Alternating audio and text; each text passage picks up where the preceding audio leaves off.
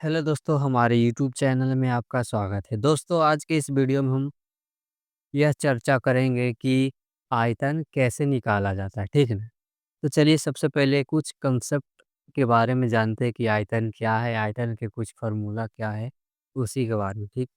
तो आयतन क्या? आयतन किसी 3 आयामी वस्तु द्वारा घेरे गए स्थान की मात्रा को मापता है। यह बताता है कि उस वस्तु में कितना पदार्थ या तरल आ सकता है। आयतन को इन इकाइयों में मापा जाता है, जैसे कि घन सेंटीमीटर, घन मीटर इत्यादि।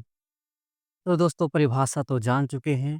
चलिए अब आयतन के कुछ प्रमुख सूत्र को जान लेते हैं, ठीक है ना? तो आयतन के प्रमुख सूत्र में है, पहला ले लेते हैं घन का आयतन। तो घन का आयतन बराबर होता है भुजा इंटू भुजा इंटू भुजा बराबर भुजा क्यू, ठीक। दूसरा फार्मूला है घनाभ का आयतन। घनाभ का आयतन बराबर होता है लंबाई इंटू चौड़ाई इंटू ऊंचाई। तीसरा है गोले का आयतन। गोले का आयतन बराबर होता है 4/3 इंटू पाई इंटू आर की पावर 3, जहाँ आर का मान क्या होगा? यहाँ आर बराबर होगा गोले की त्रिज्या, ठीक। नेक्स्ट है बेलन का आयतन। तो इसका बेलन का आयतन बराबर होता है pi R square H, pi into R square H, जहाँ आर का मान क्या होगा? बेलन की त्रिज्या, और एच का मान उसकी ऊंचाई, ठीक ना, बेलन की ऊंचाई।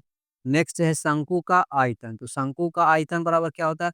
1/3 into pi into R square into H, जहाँ आर का मान क्या होगा? शंकु की त्रिज्या, आर का मान क्या होगा? शंकु की त्रिज्या, और एच का मान उसकी ऊंचाई होगा, ठीक ना, शंकु की ऊंचाई।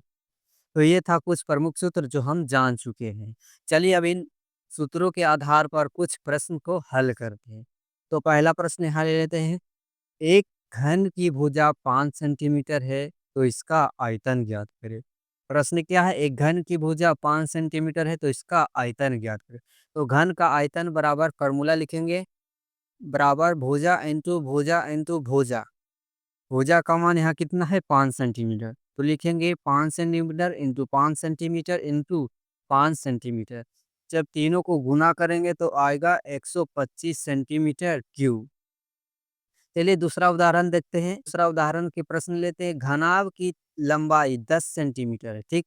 चौड़ाई 8 सेंटीमीटर और ऊंचाई 6 सेंटीमीटर। तो इसका आयतन ज्ञात करें।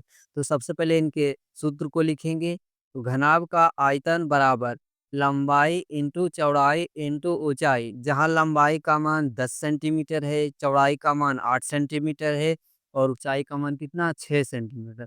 तो लिखेंगे 10 centimetre into 8 centimetre into 6 centimetre. जब तीनों को गुना करेंगे तो इसका मान क्या आ जाएगा?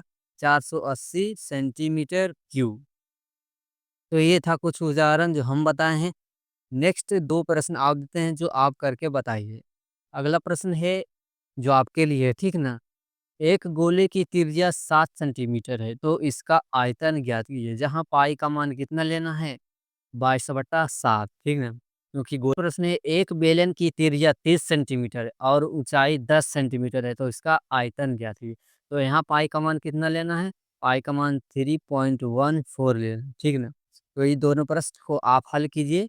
बाकी आपको वीडियो अच्छा लगा होगा तो वीडियो को लाइक कीजिएगा और चैनल को जरूर